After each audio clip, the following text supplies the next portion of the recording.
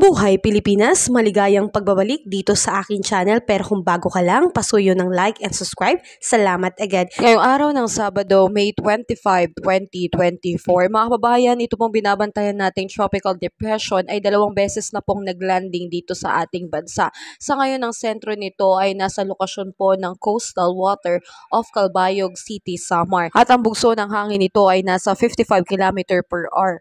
At ito po ay kumikilos pa northwestward at 30 km per hour. Sa ngayon mga kababayan, maraming lugar na po sa ating bansa ang nasa signal number 1. Kasama na po sa signal number 1 ang ilang bahagi ng Luzon at Visayas. Narito po ang mga lugar, ang Aurora, Polillo Island, Quezon, Camarines Norte, Camarines Sur, ilang bahagi ng Marinduque, buong bahagi ng Catanduanes, Albay, Burias Island, Sorsogon, Ticao Island, Masbate, kasama ang Romblon, Northern Samar, Eastern Samar, Biliran, Leyte at ilang bahagi po ng Cebu. At narito po ang mga espesipikong lugar na nabanggit na kasama pa rin po sa signal number 1.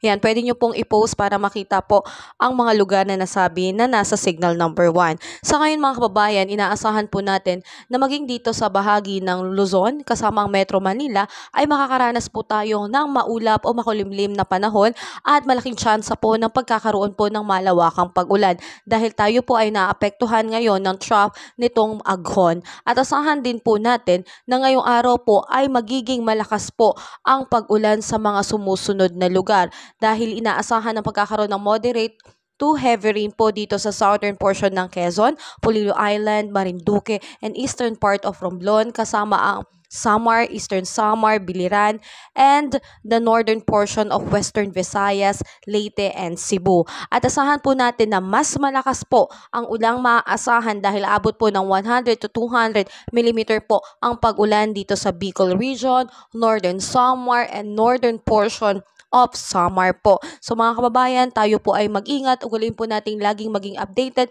dahil tayo po ay uulanin. Malaking bahagi po ng ating bansa ay uulanin. So malaking tsansa po ng pagkakaroon po ng pagbaha and landslide lalo na po sa ating mga prone areas. So ingat po tayo mga kababayan. Ugaliin po nating maging updated sa ating ulat panahon. At kung tayo po ay lalabas ng bahay ngayong araw, bitbitin po natin ang ating payong bilang palanggara sa mga biglaang pag-ulan dahil talaga pong magiging maulan ngayong araw na ito. So ingat po tayo mga kababayan, ugaliin po natin maging updated, and kung nakatulong sa iyo ang video na to, please pasuyo naman lang like and subscribe. Maraming salamat. Ingat ka po palagi kabayan. God bless.